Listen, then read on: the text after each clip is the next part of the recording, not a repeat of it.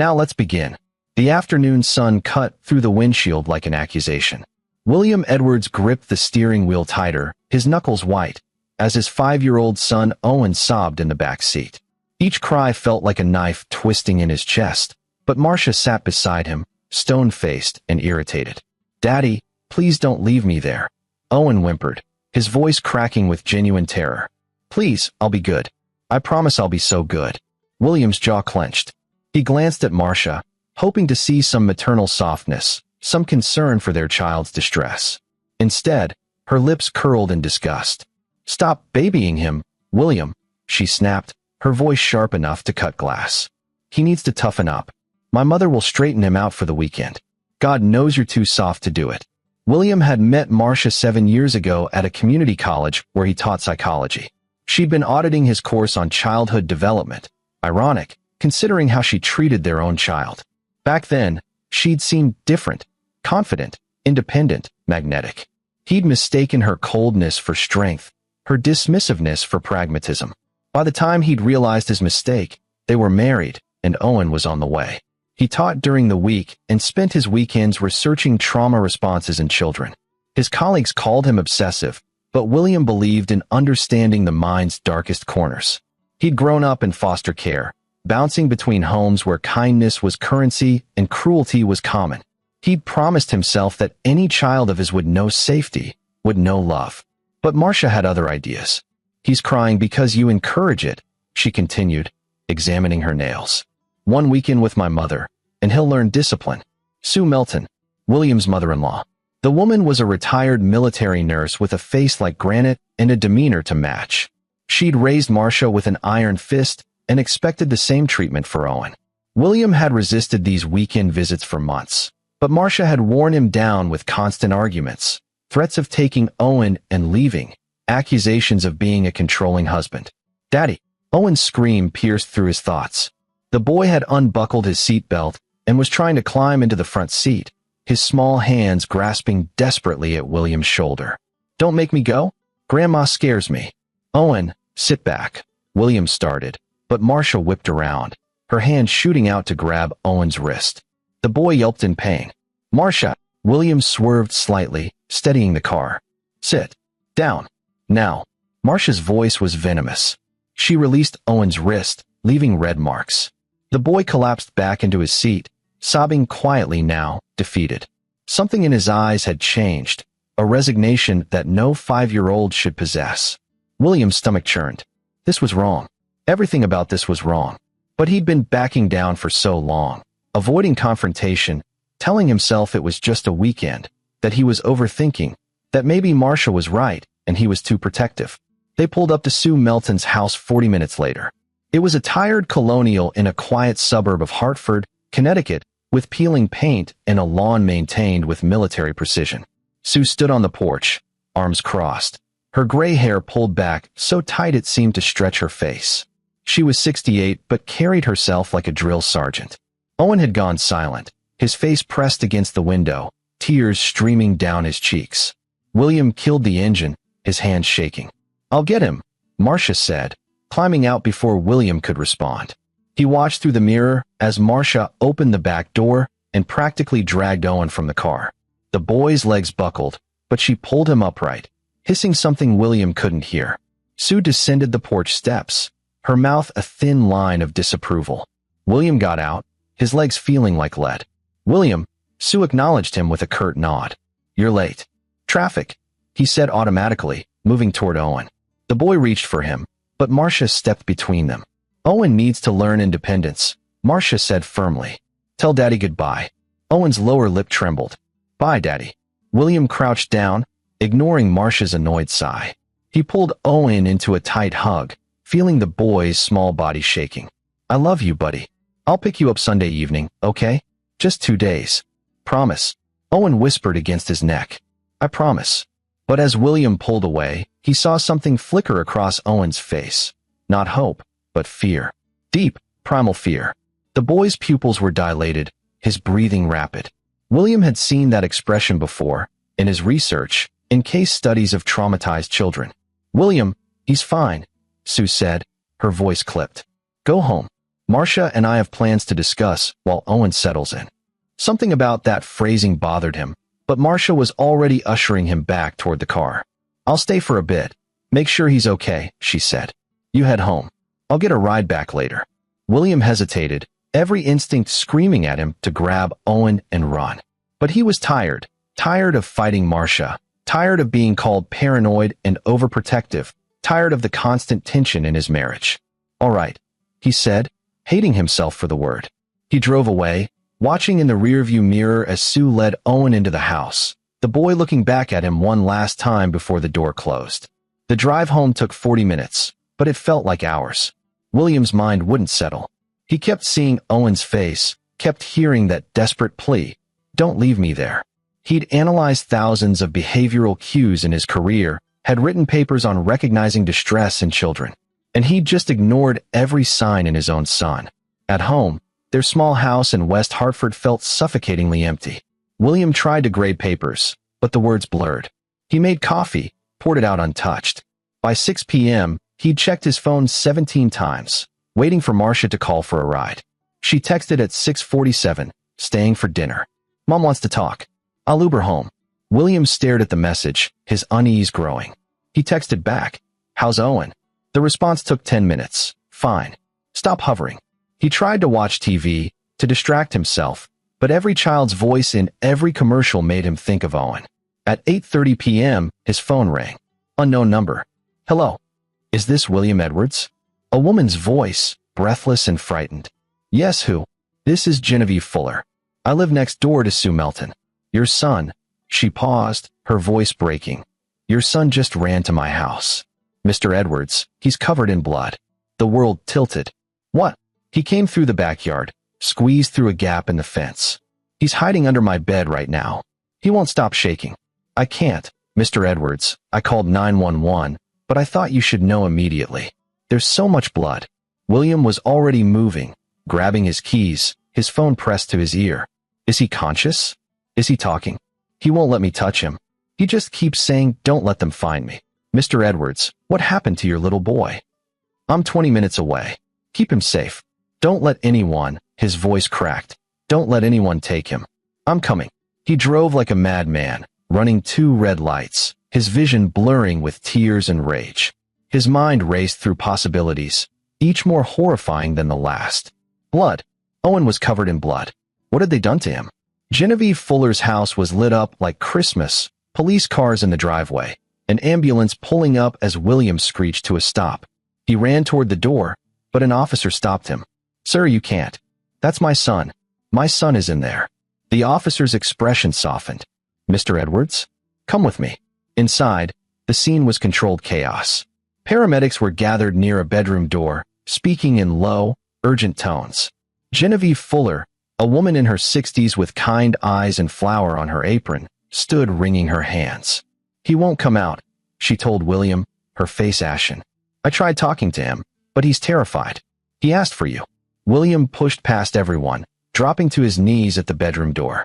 Through the crack, he could see Owen's small form wedged under the bed, his Spider-Man shirt soaked with blood. "Owen," William's voice broke. "Buddy, it's Dad. I'm here. I promised I'd come back, remember?" A sob from under the bed. "Owen, I need you to come out so we can help you. You're safe now. I promise you're safe." "They'll be mad," Owen whimpered. "They said I can never tell." William's blood ran cold. "No one's going to be mad at you. Whatever happened, it's not your fault. You did nothing wrong." "But Mommy said." "I don't care what Mommy said. You come to me, right now, and I will protect you. Do you believe me?" A pause. Then, slowly, Owen crawled out from under the bed. William nearly vomited. The blood covered Owen's face, his arms, his chest. But as the paramedics moved in, William realized with a shock that Owen didn't appear injured. "The blood isn't his," one paramedic said quietly, examining Owen. "No visible wounds." "Sir, whose blood is this?" Owen looked at William with eyes too old for his face. "I fought back, Daddy. Like you taught me. When someone hurts you, you fight back." The police officer stepped forward. "Son, who hurt you? Who did you fight?" But Owen had gone silent, burying his face in William's chest, his small body trembling violently. Genevieve Fuller approached the officer, her phone in hand. "I have security cameras," she said quietly. They cover my backyard. I saw what sent him running over here. The officer took her phone, watched for 30 seconds, and his face went white. Mr. Edwards, I need you to see this. William didn't want to let Owen go, but a female paramedic gently took the boy, wrapping him in a blanket and beginning a soft examination. William stood on shaking legs and took the phone. The security footage showed Genevieve's backyard, the fence line, and through the gaps in the fence, part of Sue Melton's backyard. The timestamp read 8:17 p.m., just over an hour ago. The video showed Sue dragging something toward a shed in her backyard. No, not something. Owen. The boy was limp, being pulled by his arm. Sue opened the shed door, threw him inside, and locked it with a padlock. She stood there for a moment, arms crossed, then walked back toward the house. 5 minutes passed. Then the shed door began to shake. Owen was awake, trying to get out. The banging intensified. Then, silence. 8 minutes later, the shed door exploded outward. Owen burst out, but he wasn't alone. Sue Melton came running from the house, and the camera caught the moment she grabbed Owen's shirt, spinning him around. What happened next made William's knees buckle. The officer caught him as the phone clattered to the floor. Sue had raised her hand to strike Owen, but the boy moved faster than a 5-year-old should. He grabbed something from the ground, a garden spade, and swung it with desperate, survival-driven strength. The blade caught Sue across the face, and she went down. Hard.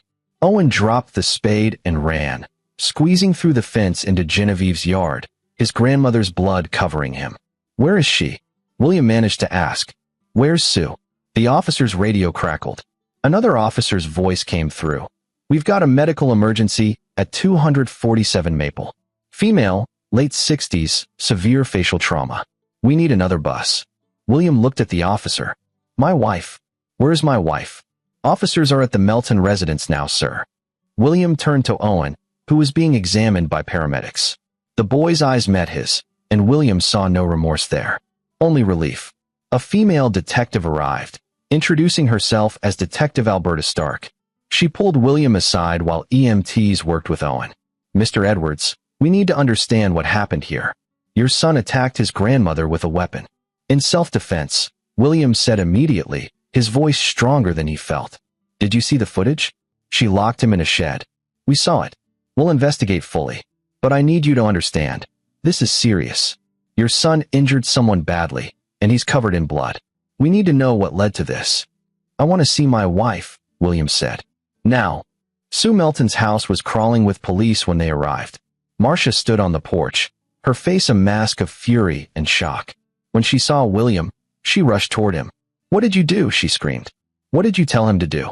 William stared at her, truly seeing her for the first time.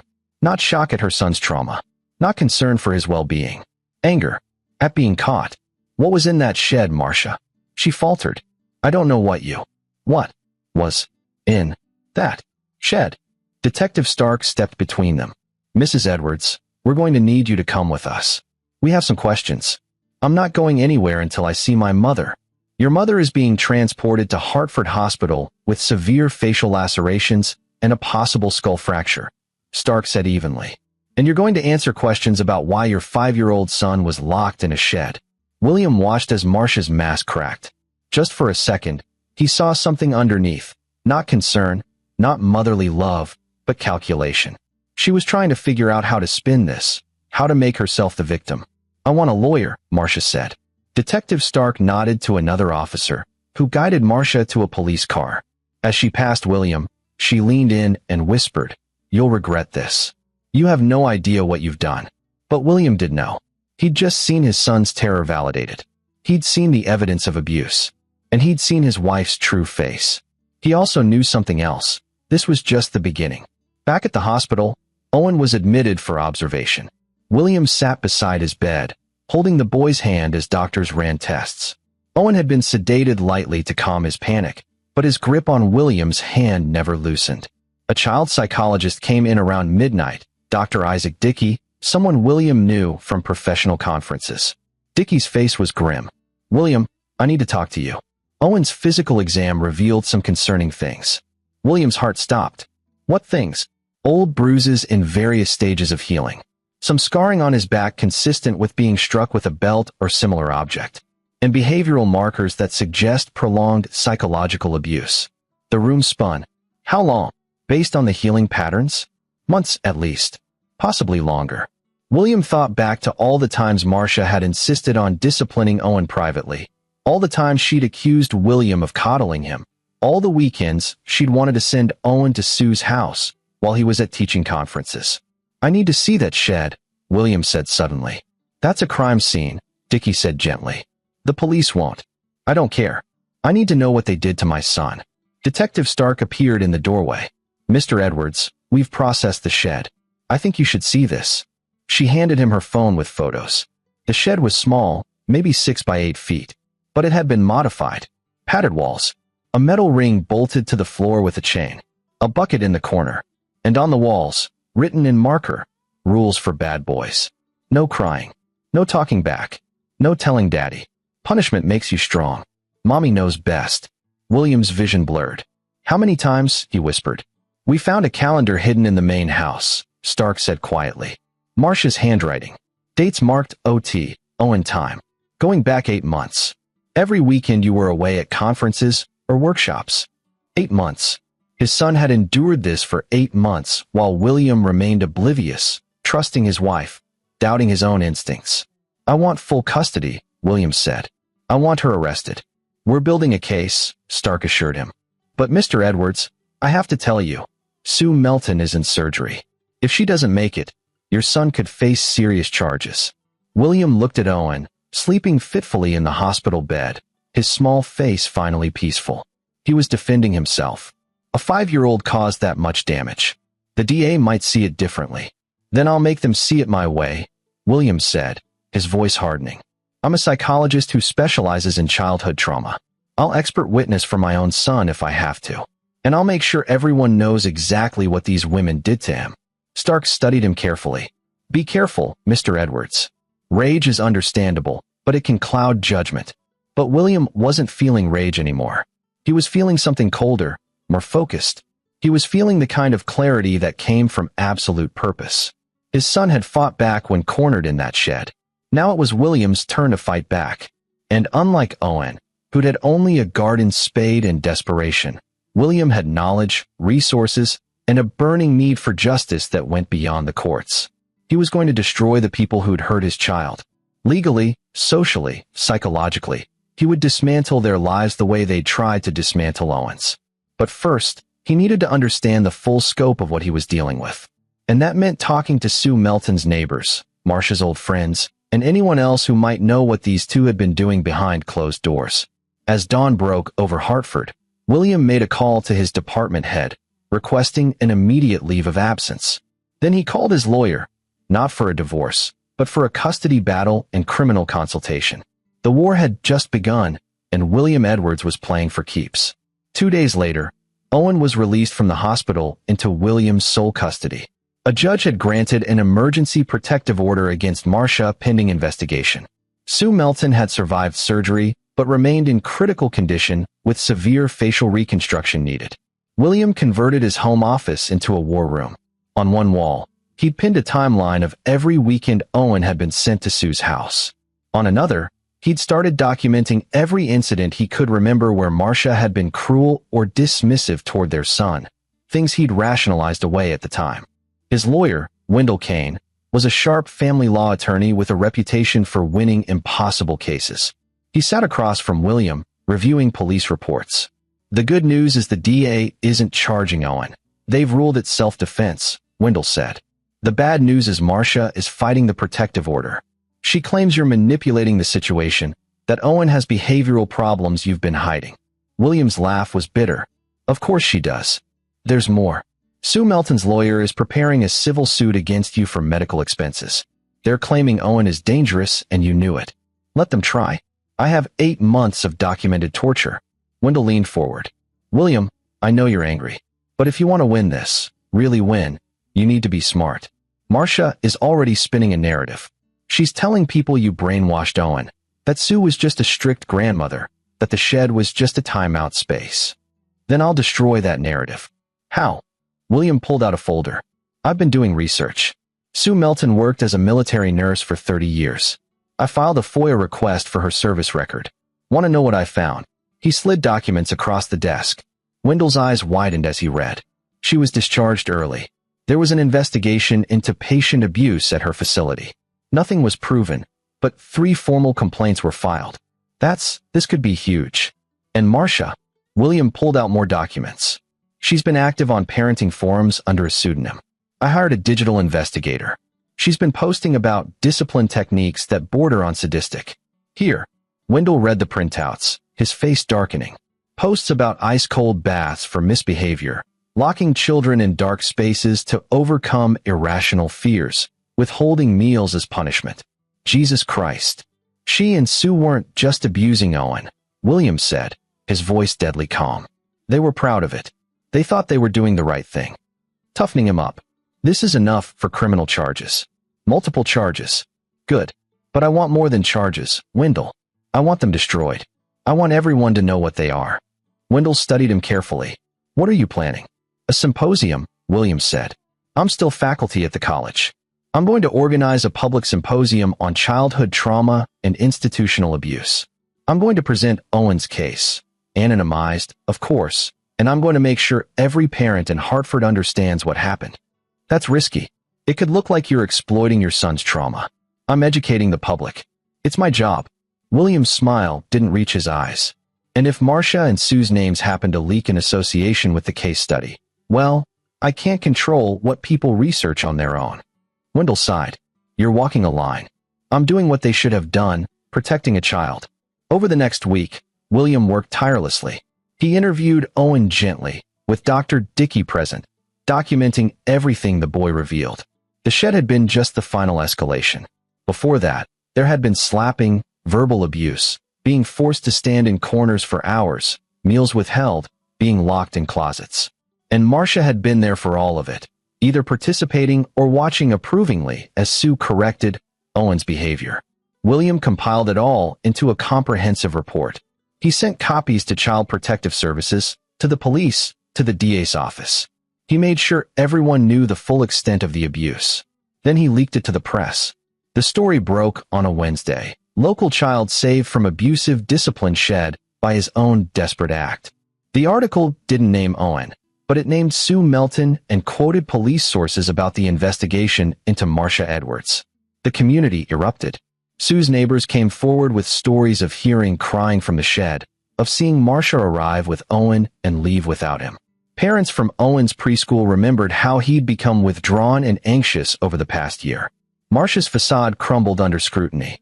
Her employer, a dental office where she worked as a receptionist, put her on administrative leave. Her friends distanced themselves. Sue's church congregation sent letters denouncing her. But William wasn't done. He organized the symposium for a Friday evening, 3 weeks after Owen's escape. Over 200 people attended: parents, teachers, social workers, law enforcement. William took the stage, his presentation meticulous and damning. He walked through the psychology of child abuse, the cycle of generational trauma, the warning signs parents should watch for.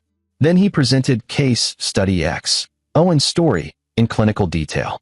The audience was riveted and horrified. When he showed the photos of the shed, Owen's face blurred. Several people left the room crying. When he presented Sue's service record and Marcia's forum posts, the gasps were audible. This happened in our community, Williams said, his voice carrying across the silent room. This happened to a child whose father is a psychologist specializing in trauma. I missed the signs because I trusted my wife. I ignored my instincts because I was told I was overprotective. Never again. The standing ovation lasted 5 minutes. Local news cameras captured everything. By midnight, the story was statewide. By morning, it was national. Father's heartbreaking presentation exposes abuse culture in American parenting. William watched the coverage from his living room. Owen asleep upstairs, finally safe. His phone rang constantly, interview requests, support messages, angry voicemails from Marcia's family. He ignored them all except one call from Detective Stark. We're adding charges, she said. Multiple counts of child abuse, false imprisonment, conspiracy. The DA is going for maximum sentencing. Good. Mr. Edwards, Sue Melton was released from the hospital yesterday. She's been calling the station, demanding we arrest Owen. Her lawyer is aggressive. Let him be aggressive. We have the truth. There's something else. We found additional evidence at Sue's house. A locked cabinet in her basement. Photos. William's blood ran cold. Photos of what? Other children. We're not sure yet if they're victims, or we're investigating. But William, this might be bigger than we thought. After the symposium, William received an unexpected visitor. Angelo Craig, an investigative journalist from the Hartford Courant, wanted to do a deeper piece on the case. I've been looking into Sue Melton's background, Angelo said, sitting in William's kitchen. Your FOIA request opened some doors. I found something you should see. He laid out documents. Sue was married 3 times. Her first husband died in a car accident. But here's the thing. Their daughter, Marcia's half-sister, committed suicide at 16. The death was ruled self-inflicted, but the suicide note mentioned escaping the discipline. William stared at the document. Marcia has a dead half-sister? Had. And Sue's second husband divorced her after 2 years, citing cruelty. He got custody of their son, and that son hasn't spoken to Sue in 30 years. Why didn't this come up before? Sue moved around a lot. Different states, different names through marriages. I only connected the dots because I'm persistent. Angelo pulled out more papers. And Marcia? She was in foster care briefly as a teenager. Sue voluntarily gave her up for 6 months, citing inability to control her. Then took her back. William felt sick. So this is generational. Sue abused her own children, and Marcia learned from her. And they teamed up to do it to Owen. Angelo leaned forward. William, I want to write this story. The full story. How cycles of abuse perpetuate. How your son broke free. How you're fighting back. But I need your permission. William thought about Owen, upstairs drawing pictures of superheroes. His way of processing trauma. If it helps other families see the signs, do it. The article ran the following Sunday, front page, with a continuation spanning 3 more pages inside. Angelo had interviewed everyone. Neighbors, teachers, Sue's ex-husband, even the foster family who'd taken in Marcia briefly. The picture that emerged was of 2 women who genuinely believed love required violence, who saw cruelty as pedagogy, who had traumatized children for decades without consequences. Until Owen fought back. The public response was overwhelming. An online fundraiser for Owen's therapy topped $50,000 in 3 days. Parents across Connecticut demanded stricter oversight of home discipline. Legislators called for hearings. Sue Melton's house was vandalized twice. Marcia's car was egged. They'd become pariahs, exactly as William had intended. But he still wasn't satisfied. Because he knew something the public didn't. Those photos the police had found in Sue's basement. Detective Stark called him in for a private meeting. She looked exhausted. We've identified 12 children in those photos, she said. All of them were in Sue's care at various points. Some were Marcia's children from previous relationships. Yes, she had kids before Owen that she gave up for adoption. Others were neighbor kids, church kids, children of friends. Were they abused?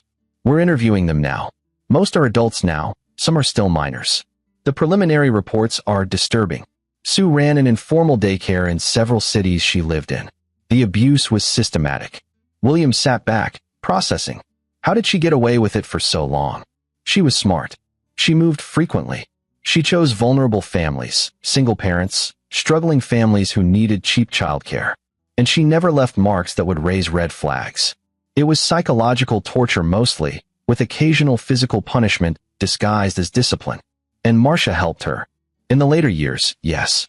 We have evidence Marcia recruited some of the victims, told their parents Sue was a strict but effective caregiver. William's hands clenched into fists.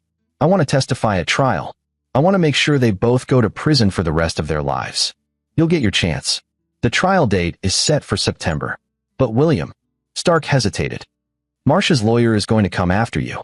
They're going to claim you're an unfit father who drove Owen to violence, that you used your psychology background to manipulate him. Let them try. The custody hearing came first, in August.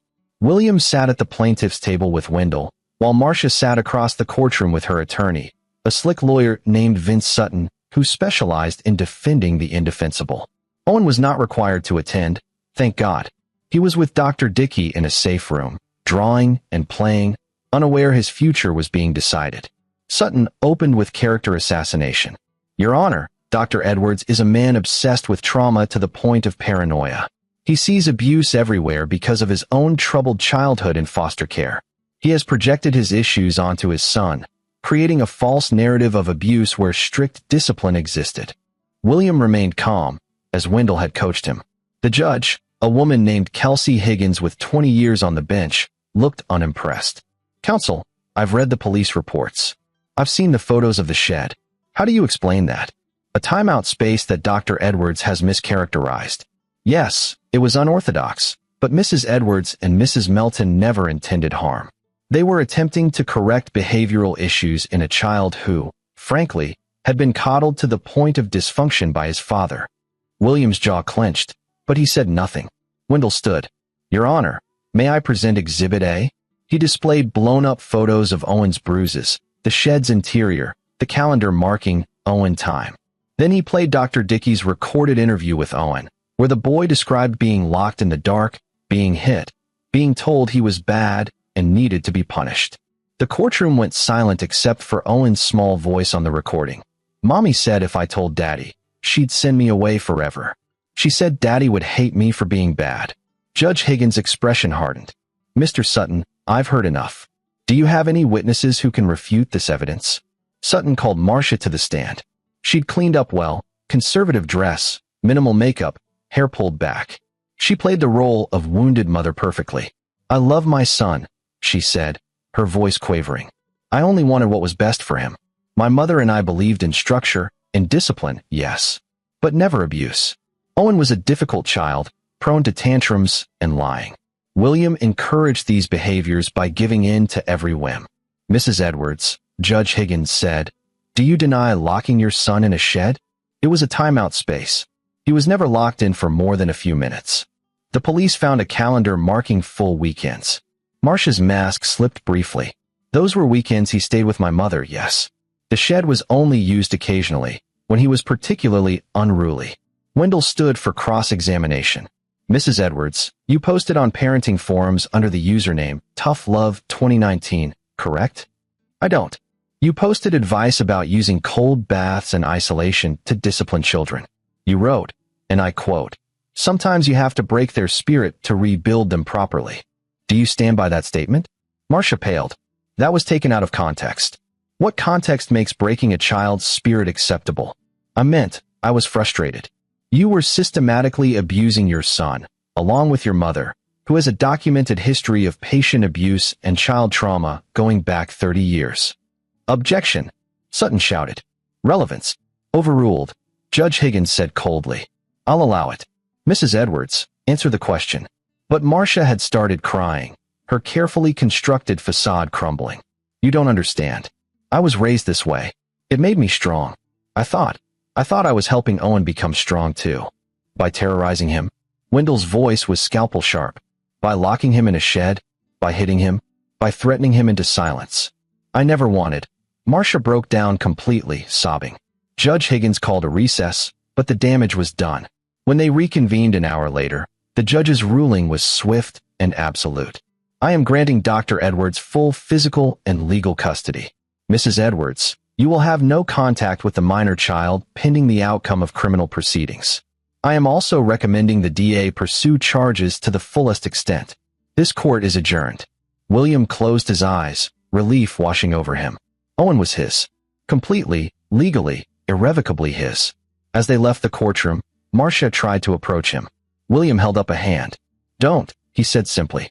"William, please. He's my son too." "No," William said, his voice like iron. "You lost that right when you hurt him. You lost it when you chose your mother's cruelty over your child's well-being. You lost it when you made him believe he deserved to be punished for existing. I can change. I can get help. I don't care. You're going to prison, Marcia. And when you get out, Owen will be grown, and he'll know exactly what you are. That's your future. Live with it." He walked away, leaving her crying in the courthouse hallway. The criminal trial began in September, a media circus that drew national attention. William sat in the front row every day, a silent reminder to the jury of what this case was really about. Sue Melton, still bearing scars from Owen's desperate attack, played the frail grandmother. Marcia played the misguided mother. Their lawyers painted them as products of their time, women who believed in old-fashioned discipline, not criminals. But the prosecution was relentless. They brought in expert witnesses on child psychology, showing how the abuse had damaged Owen. They brought in the other victims, 7 adults willing to testify about their experiences in Sue's care. They showed the photos, the videos, the evidence of systematic, calculated cruelty. William was called as an expert witness. He walked to the stand with his head high, made eye contact with Marcia, and watched her look away. The prosecutor led him through his credentials, his research, his expertise. Then came the personal questions. Dr. Edwards, can you describe your son's condition when you arrived at the neighbor's house? William did, clinically at first, then with controlled emotion. He was covered in his grandmother's blood, shaking uncontrollably, displaying classic symptoms of acute trauma response. As a psychologist, I recognized immediately that he'd experienced a life-threatening event. And what did you learn about the abuse he'd suffered? Over time, through gentle therapeutic intervention, Owen revealed 8 months of systematic physical and psychological torture. He'd been conditioned to believe he deserved punishment, that his normal childhood behaviors were evidence of being bad. He'd been threatened, isolated, struck, and terrorized into silence. By his mother and grandmother? Yes. The defense tried to discredit him on cross-examination, suggesting bias. But William had anticipated every angle. He remained calm, factual, unshakable. The trial lasted 3 weeks. The jury deliberated for 4 hours. Guilty on all counts. Sue Melton was sentenced to 25 years. At 73, it was effectively a life sentence. Marcia received 15 years, eligible for parole in 10. William felt no satisfaction as the sentences were read, only a grim sense of justice served. They would hurt no more children. That was enough. Outside the courthouse, reporters swarmed him. William gave one statement. Today, the system protected a child that had failed. I hope Owen's story reminds every parent to trust their instincts, to believe their children, and to never accept cruelty disguised as discipline. The coverage was massive. Father's fight ends with justice for abused son. William became a reluctant celebrity, turning down talk show invitations, book deals, speaking tours. He wanted only one thing, to help Owen heal. 6 months after the trial, William sat in his living room watching Owen play with toy cars. The boy was 7 now, taller, stronger, but still bearing invisible scars. Therapy was helping. Dr. Dickey came twice a week, and Owen was slowly learning that not all adults would hurt him. Daddy, Owen looked up. Can I ask you something? Always, buddy. Why did Mommy and Grandma hurt me? William had known this question would come eventually. He set aside his book and gestured for Owen to join him on the couch. Some people are broken inside, William said carefully. They hurt so much that they think hurting others will make them feel better. Your grandmother hurt your mother when she was little, and your mother learned to hurt you. It's not right, and it's not your fault. But I hurt Grandma. With the shovel. You protected yourself. That's different. You were in danger, and you fought back. That was brave. Owen leaned against him. I'm glad you came to get me. I'll always come get you, Owen. Always. They sat in comfortable silence, and William felt something shift in his chest. For 8 months, he'd been driven by rage and the need for justice. But now, with Marcia and Sue behind bars, with Owen safe and healing, that rage was transforming into something else. Purpose. William returned to teaching that fall, but with a new mission. He developed a training program for teachers, pediatricians, and social workers on recognizing childhood abuse. He lobbied for stricter oversight of home discipline. He gave lectures, wrote articles, and became a voice for children who couldn't speak for themselves. Owen's story, anonymized but powerful, became a case study used in universities nationwide. This Shed case prompted legislative changes in Connecticut and 3 other states regarding child welfare checks and mandatory reporting. 1 year after the trial, William received a letter from an unexpected source, one of Sue's victims, a woman named Tabitha Gross who testified at trial. She'd been in Sue's care as a child 30 years ago. Dr. Edwards, I wanted to thank you for what you did. When I testified, it was the first time I'd told anyone about what Sue Melton did to me. I'd carried that shame and trauma for 3 decades, thinking I deserved it, just like she'd taught me to think. Watching your son's courage, a 5-year-old who fought back when I couldn't, gave me permission to finally seek help. I'm in therapy now. I'm healing. And I wanted you to know that Owen didn't just save himself that night. He saved me too. Please tell him thank you when he's old enough to understand. With gratitude, Tabitha. William showed Owen the letter on his 8th birthday. The boy read it carefully, his brow furrowed. I helped someone, he asked. You helped a lot of people, buddy. By being brave, by telling the truth, you showed other people they could be brave too. Owen thought about this. Maybe when I grow up, I can help people like you do. William pulled him into a hug, his throat tight. You already are, Owen. You already are. That evening, William stood on his back porch, watching Owen play in the yard. Just playing, like a normal kid, no fear shadowing his movements. The journey from that terrible phone call to this moment had been brutal, but they'd survived. More than survived. They'd won. Marcia and Sue had tried to break Owen, to mold him through pain into something compliant and afraid. Instead, they'd forged something stronger, a child who knew his worth, who understood that love shouldn't hurt, who'd learned that protecting yourself wasn't wrong. And William had learned something too, that love sometimes meant burning down the world to keep your child safe. That justice wasn't just a legal concept, but a moral imperative. That the instincts he doubted, that screaming certainty that something was wrong, should never be ignored again. His phone buzzed. A text from Dr. Dickey. Owen's latest evaluation shows significant progress. His trauma responses are decreasing. You're doing great, William. William smiled, pocketed his phone, and called Owen inside for dinner. They had spaghetti and meatballs, Owen's favorite, and laughed over terrible jokes. Later, William read him stories until the boy fell asleep, finally at peace. In the darkness of Owen's room, William whispered a promise. I'll never let anyone hurt you again. And I'll make sure what happened to you helps protect other kids. That's my promise to you. Owen slept on, safe and loved, while his father kept watch.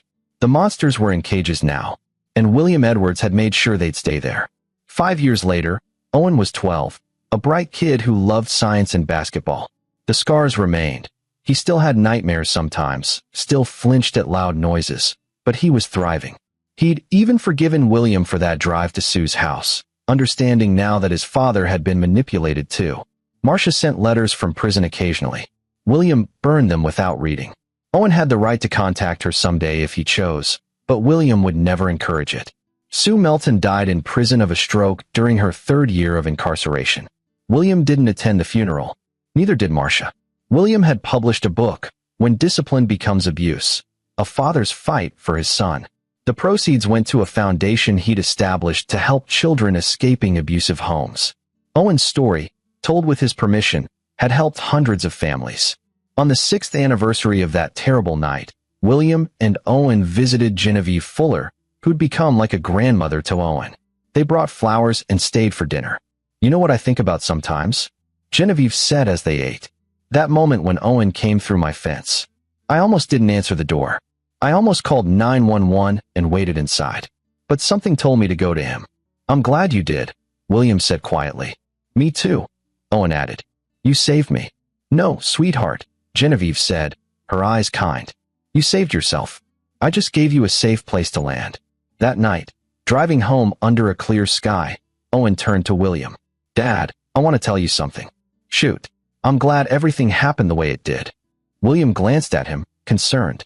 What do you mean? I mean, I wish Mommy and Grandma hadn't hurt me. But because they did, and because you fought for me, we helped other kids. Tabitha, the people at your lectures, everyone who read your book. So, maybe something good came from something bad. William had to pull over, his eyes blurring with tears. He turned to his son, this incredible, resilient, wise young man. You're right, he managed. And you should be proud of that. You turned your pain into purpose. Like you did, Owen said simply. They sat there for a moment, father and son, survivors and warriors, bound by love and trauma and triumph. Then William started the car, and they drove home together, to the life they'd built from the ashes of the worst night of their lives. Behind them, the past receded. Ahead, the future waited. And for the first time in years, William Edwards felt truly at peace. This is where our story comes to an end. Share your thoughts in the comments section. Thanks for your time. If you enjoy this story, please subscribe to this channel. Click on the video you see on the screen, and I will see you there.